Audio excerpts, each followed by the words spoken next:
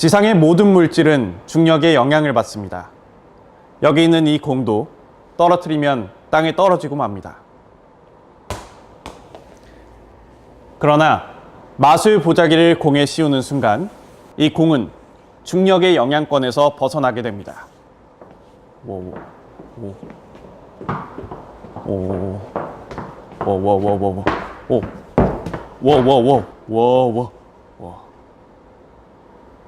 어떻습니까? 공이 중력을 벗어나는 이 상황이 진실일까요? 당연히 진실이 아닙니다. 마술이 항상 신기한 재미를 주는 까닭은 그것이 신기해 보이도록 조작하는 트릭이 존재하기 때문입니다. 따라서 마술 보자기를 벗기는 순간 마술에 대한 신기함은 사라지고 마술 보자기의 트릭에 속았다는 탄식과 씁쓸한 허무감을 맛보게 되는 것입니다.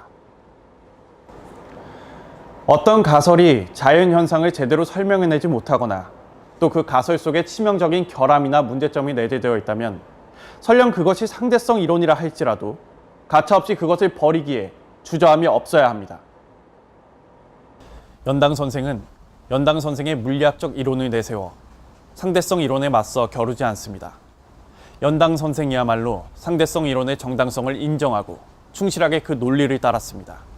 그랬더니 상대성 이론에 의하면 상대성 이론이 붕괴되고 만다는 어처구니 없는 결과가 초래된다는 사실을 발견한 것입니다. 특수상대성 이론은 1887년에 실행되었던 마이컬슨 몰리의 실험 결과를 실험적 초석으로 삼고 1904년에 발표되었던 로렌츠 변환의 방정식을 이론적 근거로 삼아 1905년 아인슈타인에 의해 발표되었습니다.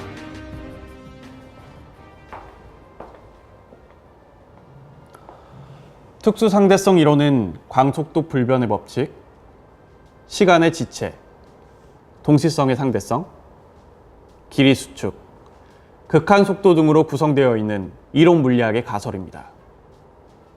그런데 특수상대성 이론의 이론적 근거인 로렌츠 변환 방정식에 의거하여 특수상대성 이론을 구성하고 있는 요소들을 하나하나 이렇게 수학 계산으로 풀이해보면 특수상대성 이론 스스로가 붕괴되어 버리고 맙니다.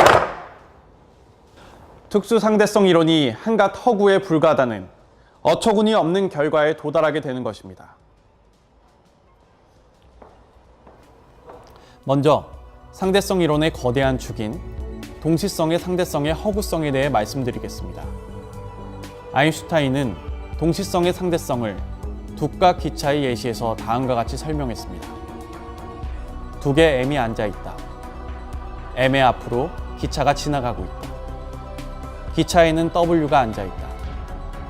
M의 좌우로 똑같은 거리의 광원 A와 B가 설치되어 있다. M과 W가 만나는 순간 A와 B의 빛을 동시에 발사한다. 둑의 M은 당연히 A와 B의 두 빛을 동시에 본다. 그러나 기차의 W는 시시각각 A의 빛 쪽으로 다가가기 때문에 W는 A의 빛을 먼저 보고 B의 빛을 나중에 보게 된다. 즉, M에게 동시인 사건도 W에게는 동시가 아닌 사건이 된다. 즉, 뚝을 기준으로 동시였던 사건이 기차를 기준으로 하면 동시가 아니며 또 그 역도 성립이 된다. 따라서 동시성이라는 것도 두 좌표계 사이의 상대적인 개념일 뿐이다. 이것이 바로 동시성의 상대성이다. 그러나 과연 그럴까요? 아인슈타인이 강조한 둑과 기차의 예시가 특수상대성 이론의 한 축인 동시성의 상대성에 대한 정당성을 확보하기 위한 예시였다면 당연히 M과 W가 일치하는 순간 A와 B가 동시에 발사한 빛에 대해 두 개 좌표계상에서 M이 A와 B의 두 빛을 동시에 보고 동시라고 관측한 사건도 기차의 좌표계상에서는 M이 A와 B의 두 빛을 동시에 만나지 못하는 사건으로 W가 관측한다든지 혹은 두 개 좌표계상에서 W가 A의 빛을 먼저 만나고 B의 빛을 나중에 만나서 동시가 아닌 사건이라고 M이 관측한 사건도 기차의 좌표계상에서는 W가 A와 B의 두 빛을 동시에 보고 동시라고 관찰하는 사건이 된다든지 하여 두 좌표계상에서의 공통적이며 동일한 사건이 두 개선은 동시임에 반해 기차에서는 동시가 아님을 밝혔어야 비로소 둑과 기차라는 두 좌표계 사이의 동시성의 상대성에 대한 역학적 개념의 기본이 갖추어지는 것입니다. 이러한 차이를 포착해낼 수 있는 정밀성과 통찰력이야말로 상대성 이론이라는 지극히 미세한 개념의 진위 여부를 밝혀냄에 필수 불가결한 요소인 것입니다. 아인슈타인이 강조한 둑과 기차의 예시는 너무나 일방적인 자연현상, 즉 M은 두 개 좌표계상에서 A와 B의 두 빛을 동시에 만나고 W는 기차의 좌표계상에서 A의 빛을 먼저 만나고 B의 빛을 나중에 만난다에 대한 역학적 기술에 불과합니다. 다시 말하자면 두 개 좌표계상에서 A와 B의 두 빛이 M의 눈에 동시에 도달하는 사건과 기차의 좌표계상에서 A와 B의 두 빛이 W의 눈에 동시에 도달하지 못하는 사건은 둑과 기차라는 각각 다른 두 좌표계상에서 발생한 각각 다른 사건에 불과한 것입니다.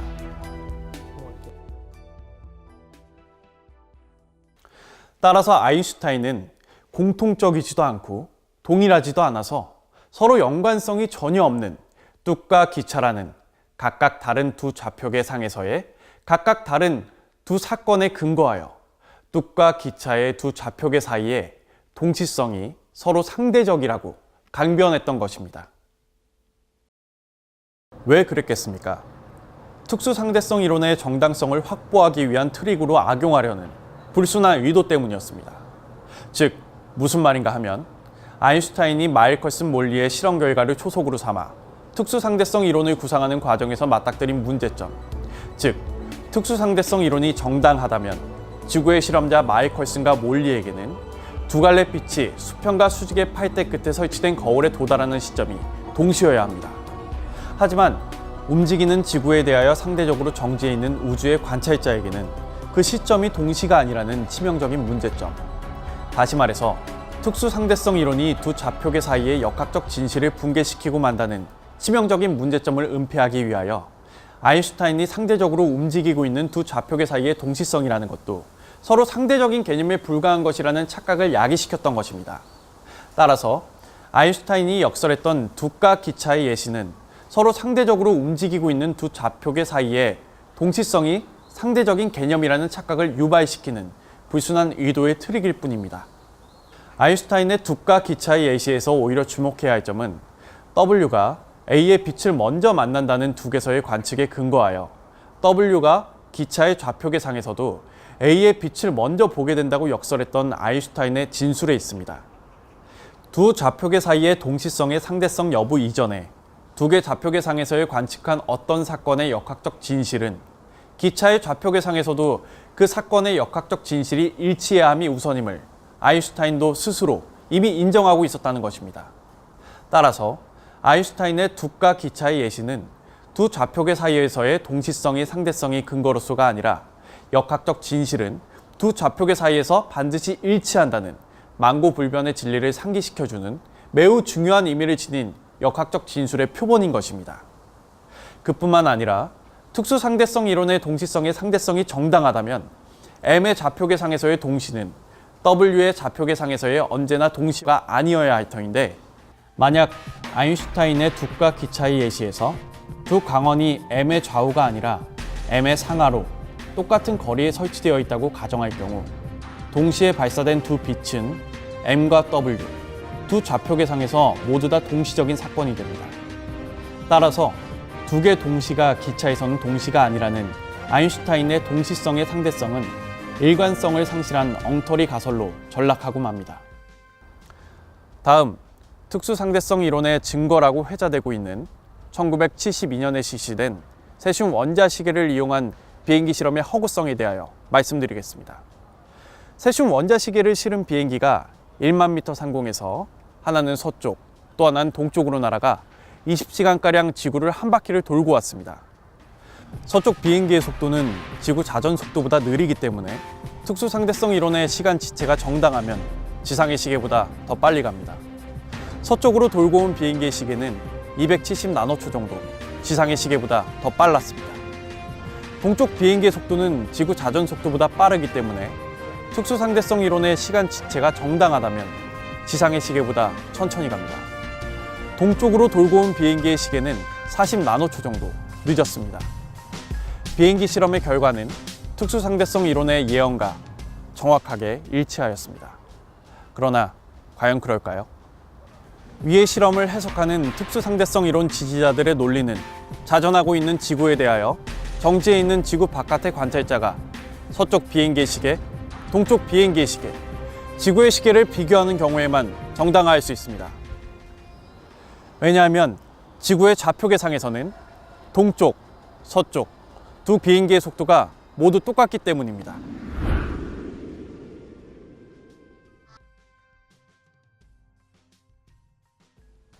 특수상대성 이론이 무엇입니까?